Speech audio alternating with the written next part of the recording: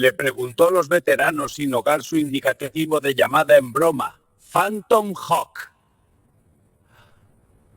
La sala del tribunal estaba fría. Ese tipo de frío que se filtra hasta los huesos y se queda allí. Afuera, la lluvia de febrero golpeaba contra las altas ventanas del Palacio de Justicia del Condado de Fulton. Cada gota era un tambor que golpeaba el cristal. En el interior, los bancos de caoba crujieron bajo el peso de 23 estudiantes de derecho, 2 periodistas y un puñado de funcionarios judiciales que ya habían visto el espectáculo antes. El juez Marcus Dorton Pritchard estaba sentado en un lugar elevado detrás de su estrado, con el sello dorado del Tribunal de Justicia de Georgia brillando detrás de su cabeza como un halo que no se había ganado. Su rostro reflejaba la satisfacción de un hombre que creía que su túnica lo hacía intocable. En la silla del acusado estaba sentado el fantasma de un hombre. Un mono de detención naranja colgando suelto sobre un marco que una vez había sido puro músculo. Corte de pelo plateado estilo militar corto. Una cicatriz que va desde el cuello hasta la oreja. El que viene del fuego, no de los accidentes. Tenía las muñecas esposadas. Sus pies estaban descalzos porque le habían quitado las botas. Los llamó un riesgo para la seguridad. Pero su espalda estaba recta. Tenía la barbilla en alto. Sus ojos, de color azul acero y sin parpadear, miraban fijamente un punto fijo en la pared detrás de la cabeza del juez. El juez se inclinó hacia adelante, sonriendo. ¿Saben qué es lo que me encanta de los viernes, damas y caballeros? Su voz resonó. Performativo, pensado para que los estudiantes tomen notas. Me encanta hacer ejemplos. Volvió su mirada hacia el hombre de naranja. ¿Esperas que crea que serviste a este país?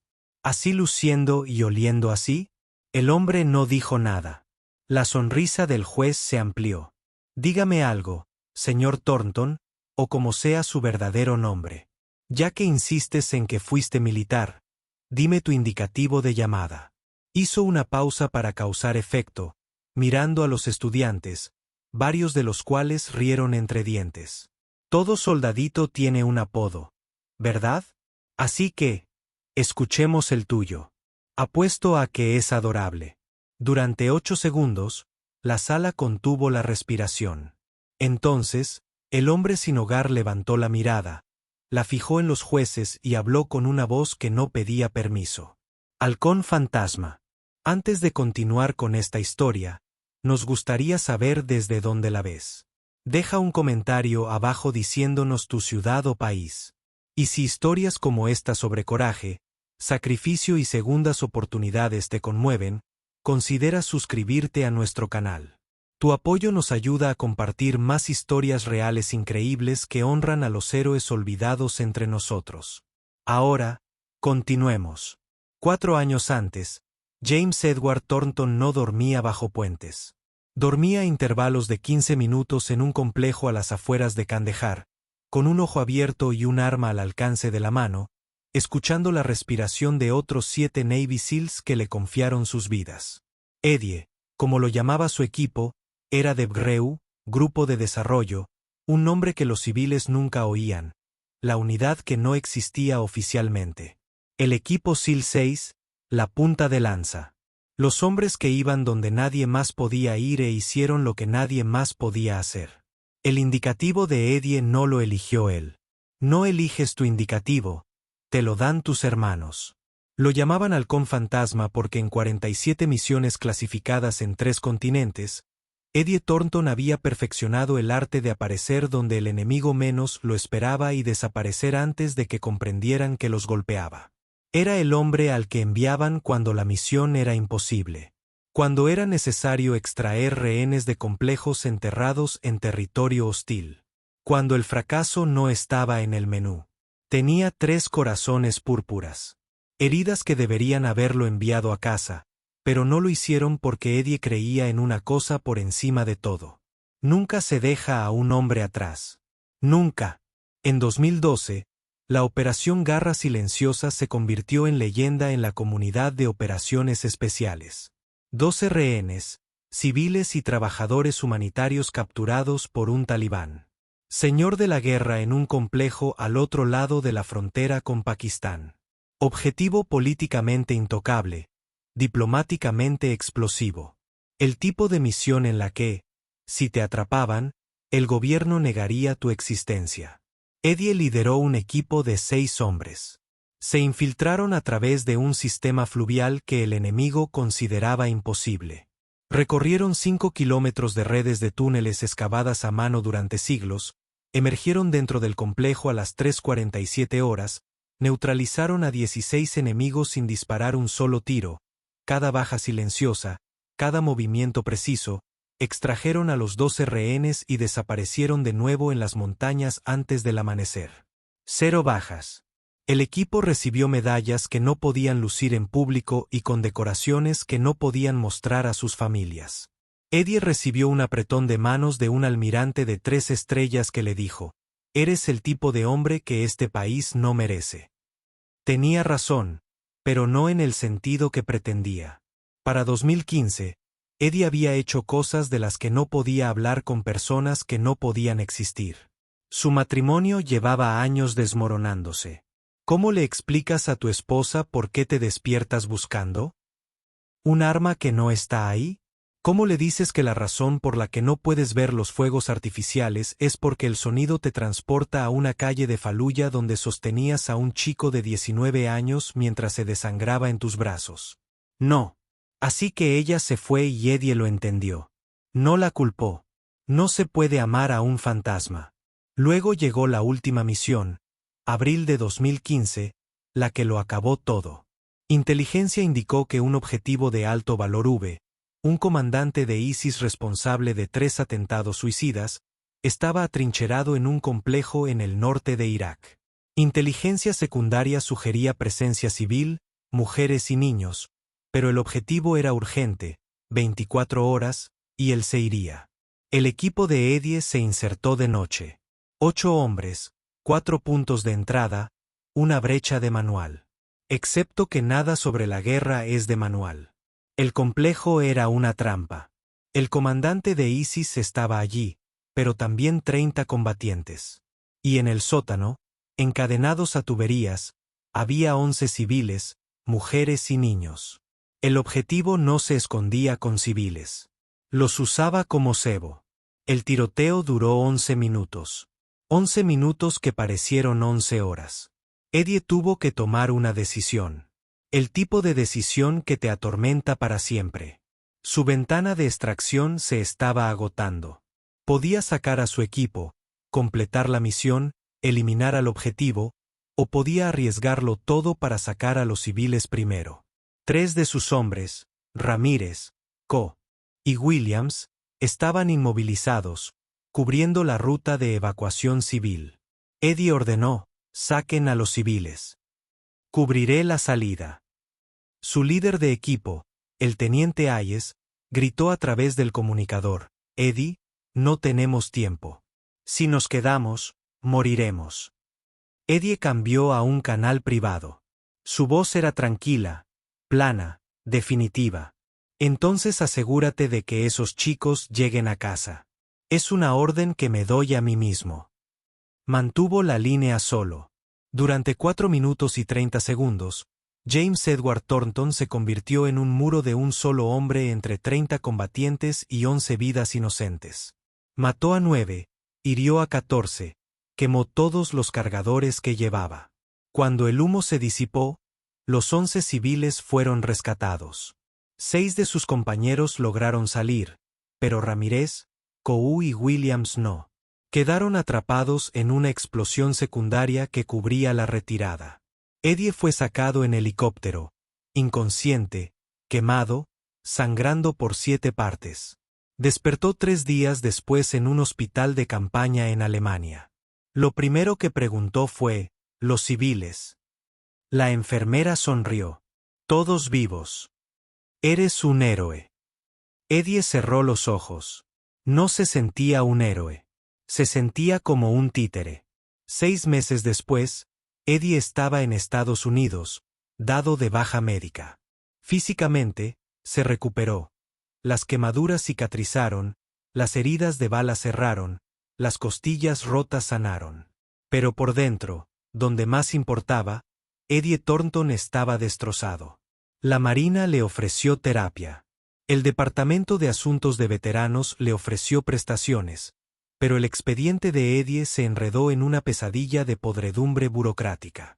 Su oficial al mando, un hombre llamado Capitán Vance Olay, estaba siendo investigado por malversación de fondos.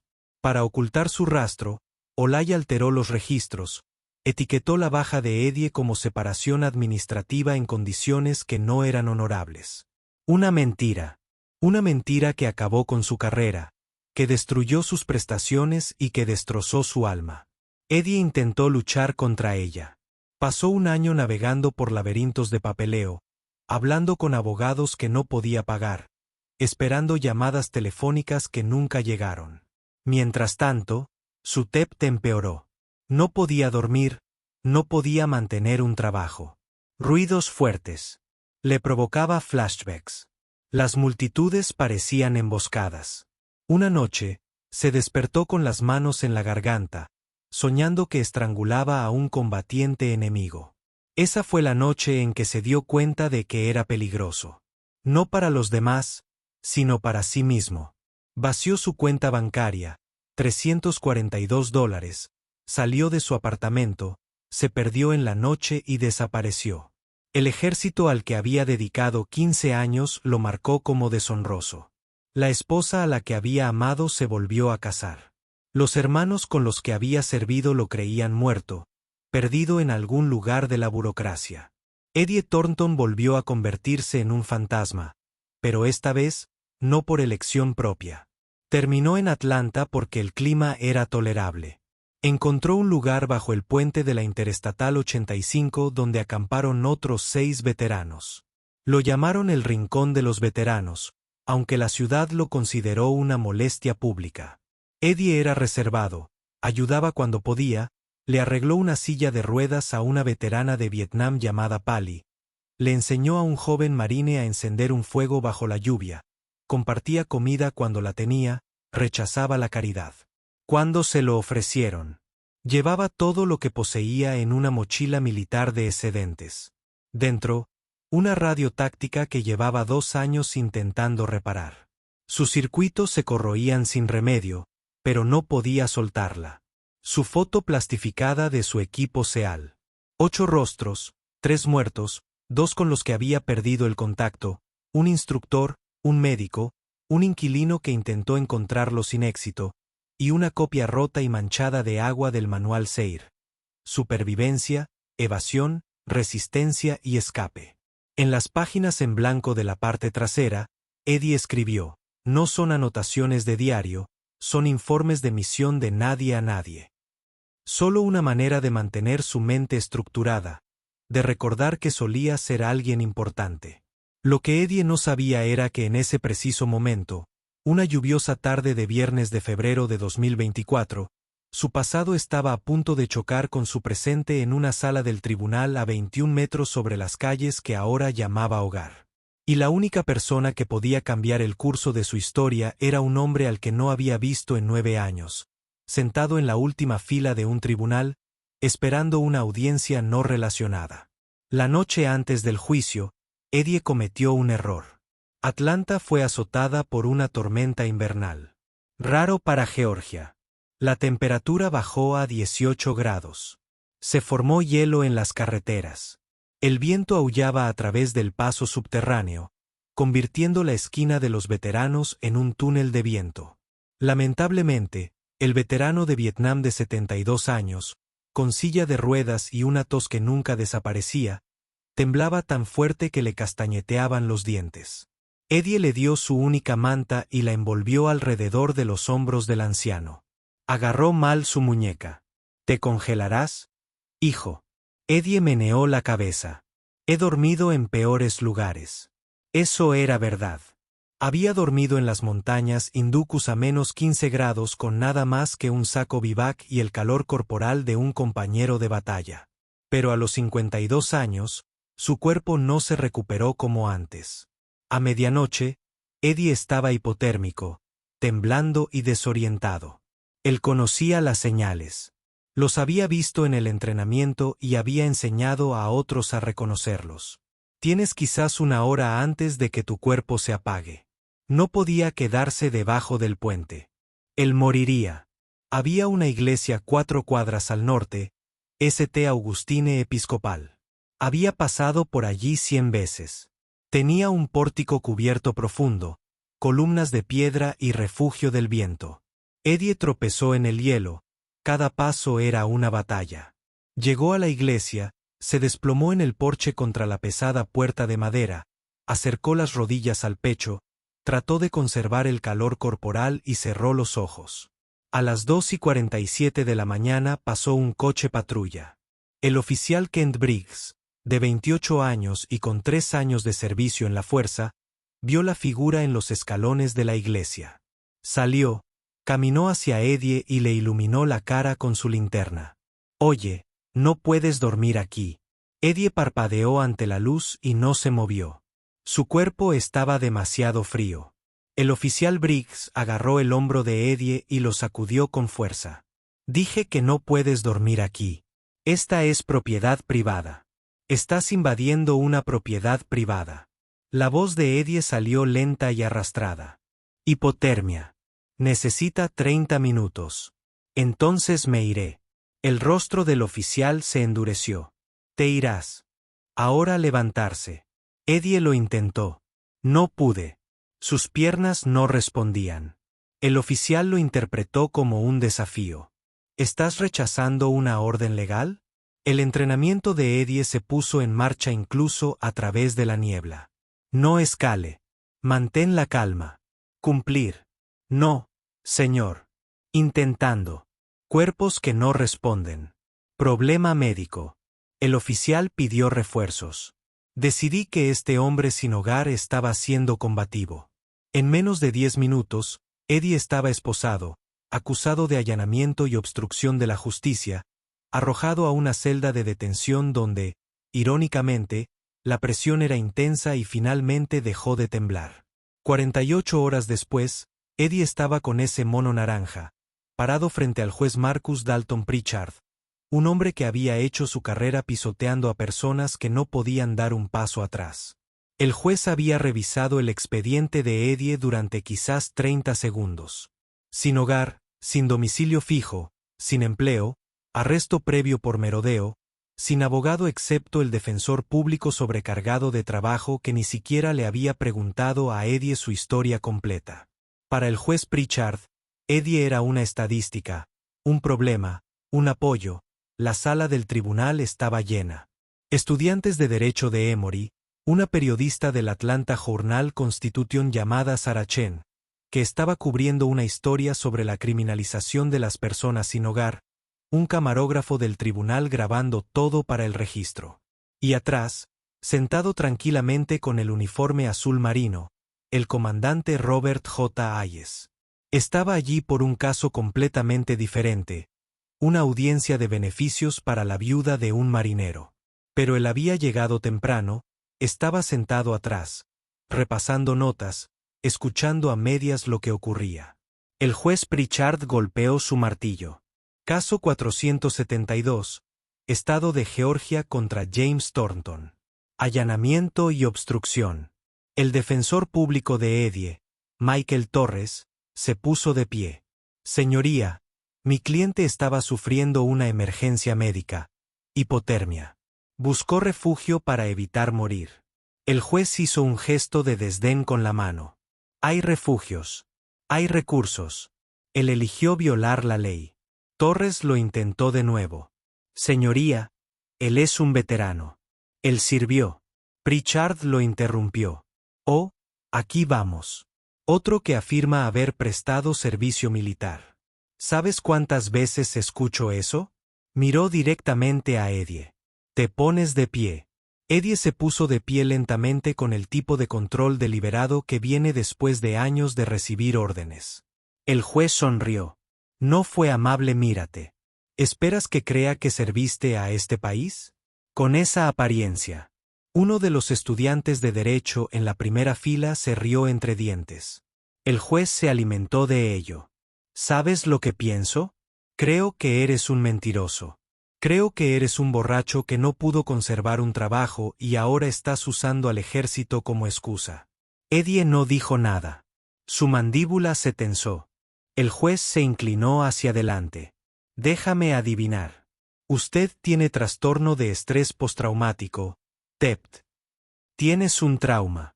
Tienes todas las excusas del libro para explicar por qué terminaste fracasando. Torres se puso de pie nuevamente. Señoría, esto es inapropiado. Siéntese, consejero. Estoy haciendo una observación. Pritchard se dirigió a los estudiantes de Derecho. Clase, presten atención. Esto es lo que sucede cuando falla la responsabilidad personal. Este hombre tomó decisiones, malas decisiones, y ahora quiere que sintamos pena por él. Las manos de Eddie, esposadas frente a él, se cerraron en puños. Su respiración se hizo más lenta y controlada, entrando por la nariz y saliendo por la boca. La forma en que le habían enseñado a mantener la calma antes de apretar el gatillo. El juez no había terminado. ¿Sabe qué es lo que realmente me irrita, señor Thornton? Vagabundos como tú que lleváis la veteranía como escudo. Apuesto a que ni siquiera terminaste el entrenamiento básico. Apuesto a que te despidieron por incompetencia. Sarah Chen, la periodista, estaba grabando con su teléfono debajo de la mesa. Esto fue más que inapropiado. Esto fue un abuso judicial. Había cubierto docenas de audiencias y nunca había visto algo así. Uno de los estudiantes de Derecho, un exmiembro de la Guardia Nacional llamado Marcus Lee, sintió que se le revolvía el estómago. Había servido en 2 misiones y había visto a hombres destrozados por la guerra. Este juez no tenía idea. No tenía ni idea. El comandante Hayes, que estaba atrás, levantó la vista de sus notas. Algo en el acusado llamó su atención. La postura, las cicatrices, la forma en que el hombre permaneció completamente quieto a pesar del ataque verbal. Hayes había visto eso antes. El juez continuó. ¿Quieres clemencia? ¿Quieres que el tribunal sea indulgente contigo? Entonces deja de mentir. Deja de fingir. Admite que solo eres otro perezoso y débil. La voz de Eddie resonó en la habitación, baja y firme. No estoy mintiendo. El juez parpadeó, sorprendido. ¿Disculpe? Dije que no miento, señoría. Los ojos de Eddie se levantaron. Conocí a los jueces directamente. Serví durante 15 años en operaciones especiales de la Marina. El juez se rió. Risa burlona real. Operaciones especiales. Oh, esto se pone mejor. Miró a los estudiantes. Es de operaciones especiales. Todos. Luego me dirá que era un SEAL de la Marina. La cara de Eddie no cambió. Era. La sala del tribunal quedó en silencio. La sonrisa de Pritchard se amplió. Esto fue perfecto. Bueno. Vamos a jugar a este juego. Se reclinó en su silla y juntó los dedos. Eras una foca. Bien. Pruébalo. Dime tu unidad. Deb creció. El juez frunció el ceño. No reconocí el término. ¿Qué es eso? Grupo de desarrollo, dijo Eddie en voz baja. Equipo SEAL 6. Algunos estudiantes se movieron en sus asientos. Ese nombre lo conocían. El juez no quedó impresionado. Claro, y soy el presidente. ¿Sabes qué? Hagamos que esto sea divertido. Sonrió a la galería. Ya que insistes en que eras ese supersoldado, dime tu indicativo. Cada niño militar tiene un lindo apodo, ¿verdad? Entonces, ¿cuál fue el tuyo? ¿Perdedor? ¿Falla? ¿Abandonar? La sala esperaba. El pecho de Eddie se elevó. Calló. Por un momento pareció como si no fuera a responder. Entonces salió su voz. Firme, frío, definitivo. Phantom Hawk, Debgreu, SEAL-Team 6, 7 giras, 47 misiones clasificadas, 3 corazones púrpuras, una estrella de plata y su señoría, con el debido respeto, no tiene la autorización de seguridad para escuchar la mitad de lo que hice por este país. La sonrisa del juez vaciló solo por un segundo. Entonces forzó una risa. Phantom Hawk. Eso es precioso. ¿Se te ocurrió eso tú mismo? Una silla raspó al fondo de la sala. Fuerte, agudo, todas las cabezas se giraron. El comandante. Robert J. Hayes estaba de pie. Medía 1,88 metros. Tenía 55 años y llevaba grabados en su rostro 30 años de servicio. Cintas en su pecho que contaban historias que la mayoría de la gente no podía imaginar. Él entró en el pasillo. Sus botas golpeaban el suelo de madera como si fueran martillazos. Cada paso es deliberado y con propósito. Caminó por el pasillo central. No pedí permiso. No se detuvo hasta que estuvo a 10 pies del banco. El juez frunció el ceño. Señor, no puede usted permanecer en su posición, señoría. La voz de Hayes no era fuerte. No era necesario. Llevaba el peso de 3 décadas de mando. Conozco ese indicativo. La sala del tribunal se quedó congelada. Hayes se giró para mirar a Eddie. Míralo realmente. Las cicatrices, los ojos, la forma en que se comportaba. El reconocimiento amaneció. Eddie. Los ojos de Eddie se cerraron y se abrieron. Señor, el rostro de Hayes se puso pálido y luego rojo. Se volvió hacia el juez. Señoría, ese hombre no miente. Entrené junto a él. Serví en operaciones conjuntas con su unidad. Phantom Hawk no es solo un indicativo. Es una leyenda. La boca del juez se abrió y se cerró. No salió ningún sonido. Hayes se acercó al banco. ¿Entiende usted lo que es DebGru? ¿Su señoría? ¿Tienes alguna idea de lo que se necesita para estar en esa unidad? Solo la mitad del 1% de los Navy SEALs califican para probar. Y este hombre no era el único que estaba allí. Fue uno de los mejores. La mano de Sarah Chen temblaba mientras grababa. Marcus Lee, el estudiante de la Guardia Nacional, se puso de pie sin darse cuenta, con lágrimas en los ojos. El juez apenas pudo hablar.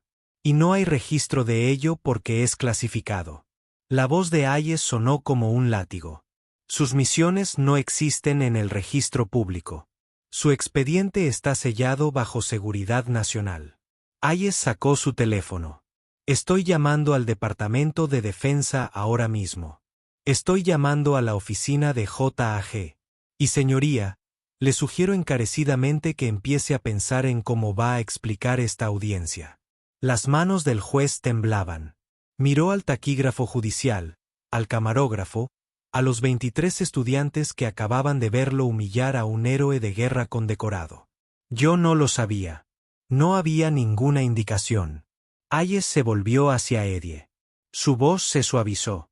Eddie, ¿por qué no luchaste contra esto? ¿Por qué no te comunicaste con nosotros? La voz de Eddie era tranquila. No pensé que a nadie le importaría, señor. Hayes cerró los ojos. Cuando los abrió, estaban mojados. Te hemos estado buscando durante años. Su archivo fue marcado.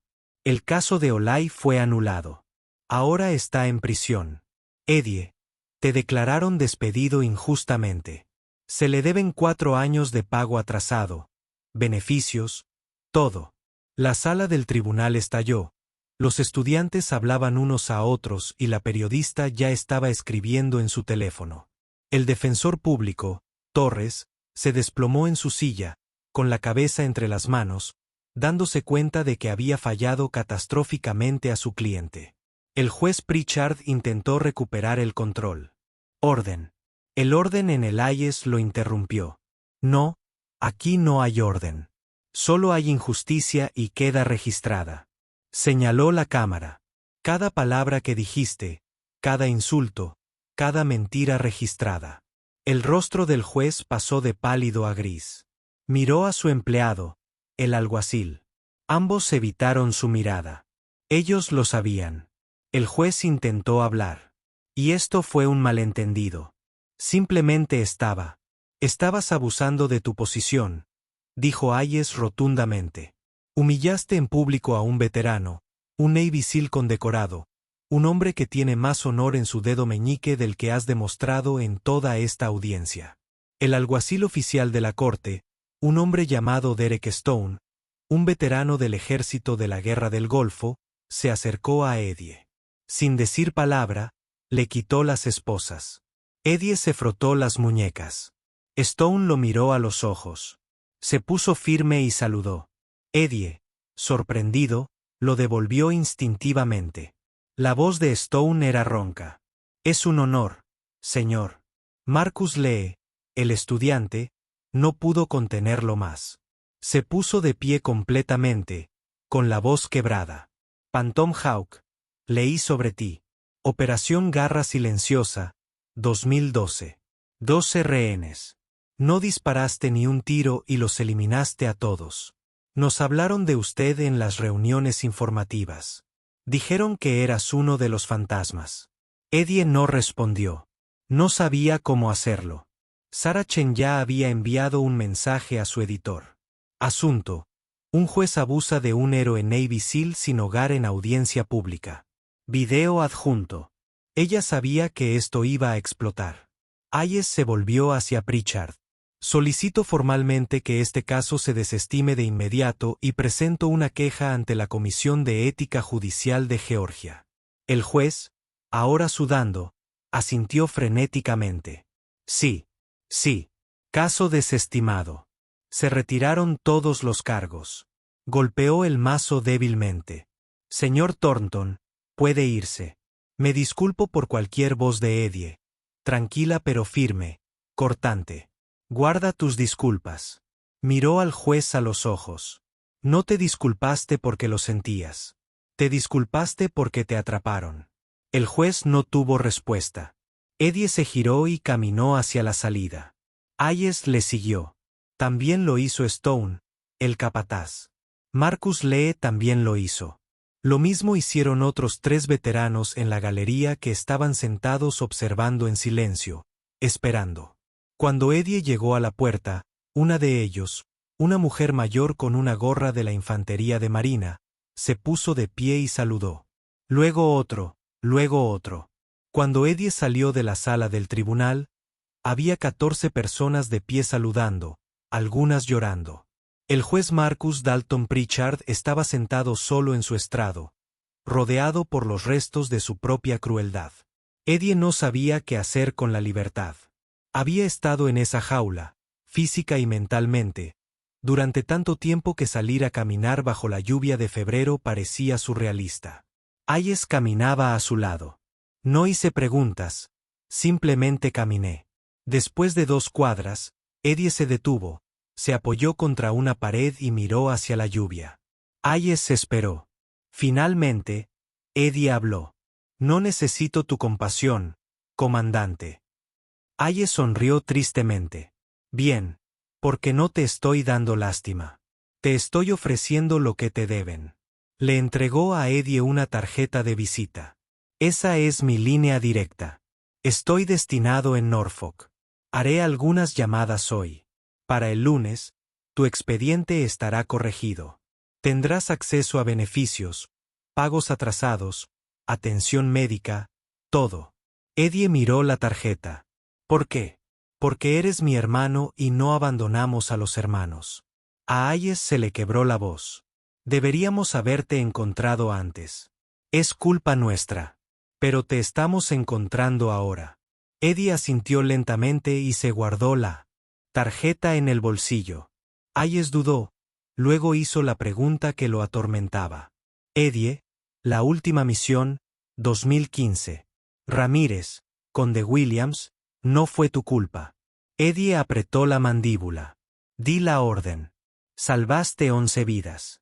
Perdí a 3 de mi equipo. Hayes se acercó. Tomaste la decisión que cualquier buen líder toma. Protegiste a los inocentes. Esos hombres conocían el riesgo. Creían en ti. Todavía lo hacen. Eddie lo miró. Están muertos. Sí. Y 11 niños están vivos gracias a ti. 11 niños que crecieron, fueron a la escuela, se casaron y tuvieron sus propios hijos. No eres un fracaso, Eddie. Eres un héroe que se perdió. Pero los héroes se pueden encontrar. Lo que Eddie aún no sabía era que el artículo de Sarah Chen ya estaba publicado. El video se había subido a 5 plataformas simultáneamente. A medianoche, tenía 2 millones de visitas. Para el domingo, era tendencia mundial. El titular, Juez se burla de veteranos sin hogar, queda destrozado cuando un comandante de la Marina revela su verdadera identidad. Los comentarios llegaron por miles. Este juez debería ser inhabilitado. Phantom Hawk es una verdadera leyenda. Serví en la Marina. Escuchamos historias sobre él. Él es el verdadero negocio. Estoy llorando. Este hombre lo sacrificó todo y lo dejamos dormir en las calles. ¿Dónde podemos donar para ayudarlo? La Comisión de Calificaciones Judiciales de Georgia recibió 4.000 quejas en 72 horas. Los estudiantes de Derecho de Emory que estuvieron en la sala del tribunal presentaron una denuncia formal como grupo. El video fue reproducido en CNN, Fox, MSNBC y cadenas internacionales. Una semana después, el juez Marcus Dalton Pritchard fue suspendido en espera de investigación. Sus aposentos fueron registrados. Encontraron registros de otros 31 casos en los que había hecho comentarios despectivos sobre acusados que eran pobres, pertenecientes a minorías o sin hogar. 14 de ellos eran veteranos. El Colegio de Abogados del Estado abrió una investigación de juicio político. El cuñado de Pritchard, el senador que lo había protegido durante años, emitió una declaración calificando el comportamiento de inaceptable y se distanció públicamente. La esposa de Pritchard solicitó la separación. El día 11, Marcus Dalton Pritchard renunció. Perdió su pensión, perdió su licencia para ejercer la abogacía, y la última imagen que el mundo vio de él fue un video de él saliendo del tribunal, con el abrigo sobre la cabeza, rodeado de manifestantes, sosteniendo carteles que decían, «Honren a nuestros veteranos», y Phantom Hawk es un héroe. Mientras tanto, Eddie estaba sentado en una habitación de hotel pagada por el comandante Hayes. La primera cama en la que dormía en 4 años. No durmió, solo se sentó en el borde, mirando sus manos. Sonó el teléfono que Hayes le había dado. Eddie respondió, «Espina». «Eddie, soy Hayes». El DASD lo confirmó. Sus archivos han sido corregidos. El estado de baja cambió a honorable con distinción. Se le deben $140.000 en pagos atrasados por invalidez y pensión. Estará en tu cuenta dentro de 10 días. Eddie cerró los ojos. No sé qué hacer con eso. La voz de Hayes era suave. Empieza por cuidarte. Hay un programa de VA específicamente para veteranos de desarrollo. Asesoramiento sobre traumas, apoyo en transición y vivienda. Ya te inscribí. Te esperan el lunes. No sé si puedo hacer esto, señor. Hiciste 47 misiones imposibles, Eddie. Puedes hacer esto. Eddie asintió aunque Hayes no podía verlo. Los muchachos, Ramírez, Cou Williams, sus familias, ¿están bien atendidos? Y Eddie, quieren conocerte. Las familias no te culpan. Quieren agradecerle por sacar a la luz la verdad de lo sucedido. Las mentiras de Holloway también les hacen daño. La garganta de Eddie se apretó. No pude hablar. Hayes continuó, una cosa más. Teniente Morrison, ¿lo recuerda? Sí, ahora está en el comando de entrenamiento del equipo 6. Él quiere que vengas a enseñar. Supervivencia, evasión, las cosas en las que eres mejor. Puesto contractual, sin combate, sin despliegues, simplemente transmitiendo lo que sabes. Salario 68.000 al año más beneficios. Trabajos tuyos si los quieres. Eddie se quedó mirando la pared. Estuve sin hogar durante 4 años y tú sobreviviste. Eso te convierte exactamente en el tipo de hombre que debería enseñar a sobrevivir. Eddie dejó escapar el aliento que había estado conteniendo durante una década. Bueno, sí. Bueno. 2 semanas después, Eddie estaba en una pequeña oficina en la base anfibia naval Little Creek en Virginia. En el escritorio, frente a él, estaban sus papeles de baja, corregidos, honorables y con distinción. Junto a ellos, un cheque por $142.316, salarios atrasados y una tarjeta médica, beneficios completos, terapia, tratamiento, un futuro. El comandante Hayes estaba a su lado. Lo mismo hizo el teniente Morrison, ahora mayor, canoso pero todavía comportándose como el guerrero que era. Morrison extendió su mano. Phantom Hawk, es bueno tenerte de vuelta. Eddie lo sacudió. No estoy seguro de haberme ido alguna vez, señor. Morrison sonrió. No lo hiciste. Acabamos de perderte de vista por un rato. Hubo una ceremonia, pequeña y privada, tal como Eddie la quería. 12 oficiales, 15 alistados. 2 de los compañeros sobrevivientes de Eddie de su última unidad. Cuando Eddie entró en esa habitación, no hablaron, no fue necesario. Uno de ellos, un hombre llamado Santos, abrazó a Eddie y lo sostuvo durante 3 minutos. El otro, Jackson, simplemente puso su mano sobre el hombro de Eddie y asintió. Eso fue suficiente. Al final, un capitán le regaló a Eddie una caja de sombras. Dentro de sus medallas, la estrella de plata, las estrellas de bronce, los corazones púrpuras, el tridente, todas las cosas que creía haber perdido. Estos son suyos, suboficial Thornton. Siempre lo fueron. Eddie tomó la caja, la miró fijamente y sintió el peso. Hayes se inclinó. ¿Estás bien? Eddie asintió. Sí, creo que lo soy. Eddie encontró un pequeño apartamento a 20 minutos de la base. Un dormitorio, limpio, tranquilo. La primera noche durmió en el suelo. La cama no era adecuada, era demasiado blanda y demasiado segura. Pero al final de la primera semana, llegó al colchón. Al final del primer mes, dormía 4 horas seguidas, un récord. Comenzó terapia 2 veces por semana con una consejera especializada en trastorno de estrés postraumático de combate, la doctora Alina Martínez. Ella era exmilitar. Ella entendió. Las pesadillas no cesaron, pero se volvieron manejables. Comenzó a enseñar en la base. Supervivencia, evasión, resistencia, escape.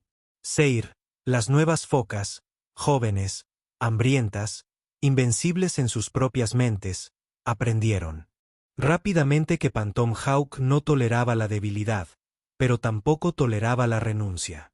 Un chico de 22 años de Ohio se desplomó durante un simulacro de entrenamiento. Deshidratado, avergonzado. Eddie lo tomó a un lado. ¿Sientes que has fracasado? El niño asintió. Eddie meneó la cabeza. No lo hiciste. Aprendiste tu límite. Ahora ya sabes qué arreglar. El fracaso solo es real si no te vuelves a levantar. El niño lo miró. Dicen que estaba sin hogar. ¿Cómo sobreviviste? Eddie pensó en eso. Un día a la vez. De la misma manera que sobrevives a cualquier cosa. El niño asintió y volvió a entrenar. Un sábado, 1 mes y medio después del juicio, Eddie condujo de regreso a Atlanta, de regreso a Veterans Corner, debajo del puente de la Interestatal 85. Paulie todavía estaba allí. Lo mismo ocurrió con los demás. Cuando Eddie llegó en una camioneta Ford usada, Paulie entrecerró los ojos y le preguntó, «Eddie, ¿eres tú?» Eddie salió, se acercó y le entregó a Paulie una bolsa de lona. Dentro de 4 sacos de dormir de invierno aptos para temperaturas bajo cero, un botiquín médico y $300 en efectivo. Paulie se quedó mirando. ¿De dónde sacaste mi pago atrasado? Pensé que lo compartiría. Uno de los otros veteranos, un chico más joven llamado Curtis, exmarine, miró a Eddie. ¿No te quedas? Eddie meneó la cabeza. Ya tengo un lugar. ¿Conseguiste un trabajo? Curtis sonrió, pero estaba triste. ¿Vas a olvidarte de nosotros ahora que estás bien? Eddie se agachó para quedar a la altura de los ojos. Phantom Hawks nunca abandonó al equipo. Ahora eres mi equipo. Regresó todos los sábados durante los siguientes 6 meses. Trajo comida, trajo suministros, ayudó a Curtis a inscribirse en un programa de capacitación laboral, ayudó a Pauli a ingresar a un centro de enfermería de VA donde finalmente le trataron la tos. Ayudó a otras 2 personas a encontrar una vivienda de transición. A finales de año, Veterans Corner estaba vacío. No porque la ciudad lo despejó, sino porque Eddie se aseguró de que cada hombre tuviera una mejor opción. Un jueves de noviembre, Eddie recibió una llamada de un número desconocido. Estuvo a punto de no responder, pero algo le dijo que lo hiciera.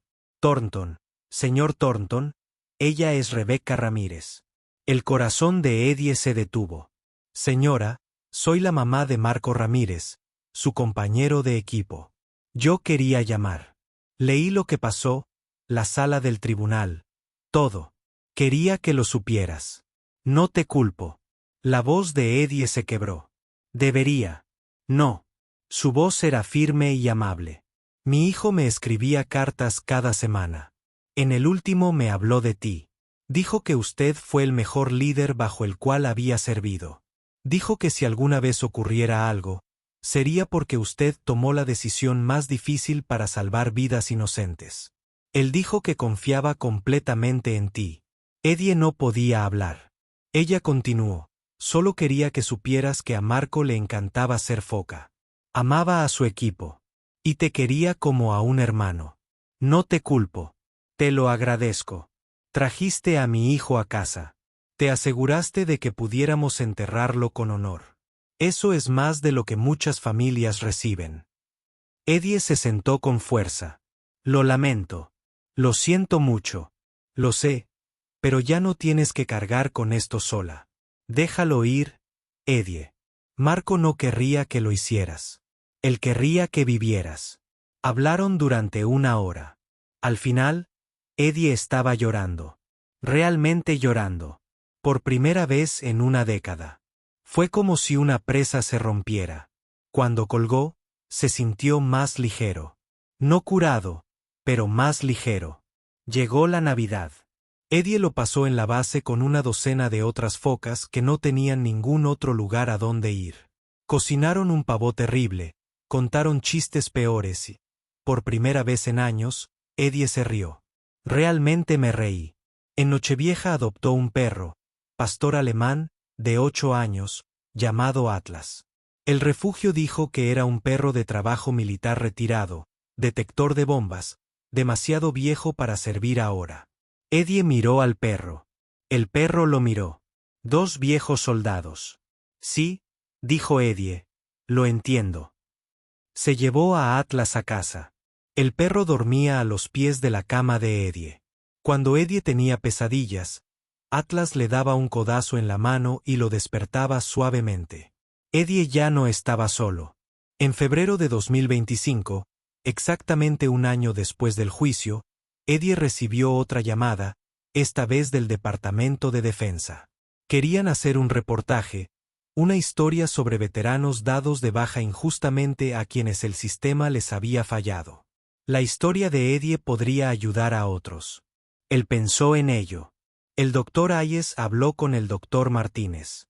Finalmente, aceptó. La entrevista se emitió en 60 minutos. 12 millones de personas lo vieron.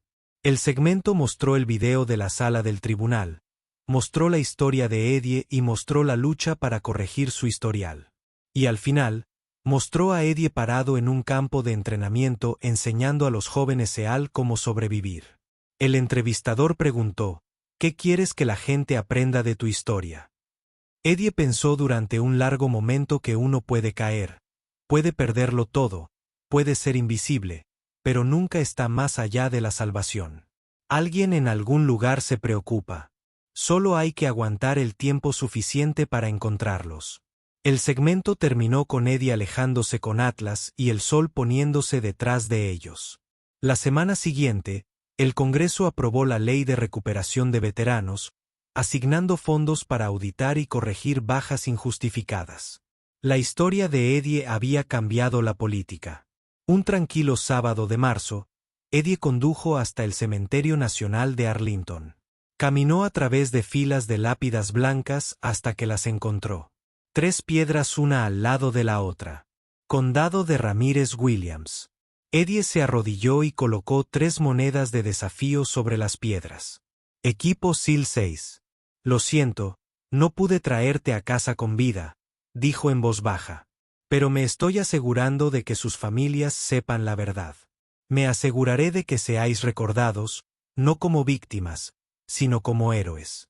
Una voz detrás de él. Ellos son. Eddie se giró. Teniente Morrison. No quise interrumpir. Solo quería asegurarme de que estabas bien. Eddie asintió. Permaneció. Ya voy llegando, señor. Morrison miró las piedras. Estarían orgullosos de ti, Eddie. Lo que has hecho, cómo has luchado. Eso requiere un tipo de coraje diferente. Eddie miró los 3 nombres. Les debo todo. No, no les debes nada. Los honraste sobreviviendo, manteniendo viva su memoria, convirtiéndote en el hombre que ellos creían que eras. Eddie respiró hondo. Déjalo salir. Phantom Hawk se retiró. Señor. Ahora solo soy Eddie. Morrison sonrió. Bien. Eddie es suficiente. 3 meses después, Eddie recibió una carta del juez Marcus Dalton Pritchard. Estaba escrito a mano, 5 páginas. Una disculpa, una explicación, una confesión de una carrera construida sobre la arrogancia y la crueldad, una admisión de fracaso como ser humano. La última línea decía, no espero perdón. No lo merezco. Solo quería que supieras que me cambiaste. Estoy tratando de ser mejor. Nunca seré lo que eres, pero tal vez pueda ser menos de lo que era. Eddie lo leyó 3 veces, luego lo dobló y lo guardó en un cajón. Él no respondió, no era necesario. El perdón no era suyo, pero tampoco albergaba odio. Él simplemente siguió adelante. Para el verano, Eddie ya llevaba 1 año enseñando. Él era bueno en eso.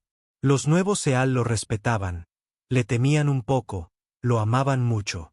Una de ellas, una joven de Texas llamada Ramírez, sí, el mismo apellido, le preguntó después de un brutal día de entrenamiento, jefe, ¿cómo lo hace?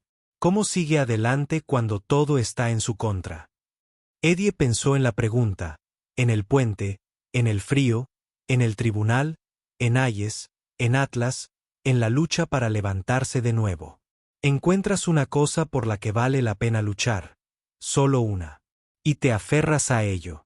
Incluso cuando es pequeño, incluso cuando solo se trata de sobrevivir un día más, uno aguanta porque esa única cosa puede convertirse en 2, luego en 3, luego en una vida. Ella asintió y se alejó. Eddie la vio irse. Sonrió. Sí, estaba exactamente donde debía estar. Un viernes por la noche a finales de agosto, Eddie estaba sentado en su pequeño porche con Atlas a su lado. El sol se ponía. El aire era cálido. Una cerveza en la mano. Su teléfono vibró, un mensaje de Hayes. Lo hiciste bien, Eddie. Muy bien. Eddie respondió, gracias por encontrarme, señor. Nunca estuviste perdido solo en una larga misión. Me alegra que hayas llegado a casa. Eddie miró el atardecer y pensó en su hogar. Por primera vez en una década, lo sintió. No un lugar, sino un estado de ser. Estaba en casa. Phantom Hawk había aterrizado. Si esta historia te conmovió, si te recordó que las segundas oportunidades son reales, que los héroes caminan entre nosotros en los lugares más inesperados, suscríbete a nuestro canal. Comparte esta historia. Que el mundo sepa que nuestros veteranos merecen más de lo que les damos. Y ahora mismo, en tu pantalla, hay otra historia increíble esperándote. Haz clic, mírala y recuerda, cada persona que te cruzas en la calle tiene una historia. Algunas podrían ser legendarias. Gracias por verla.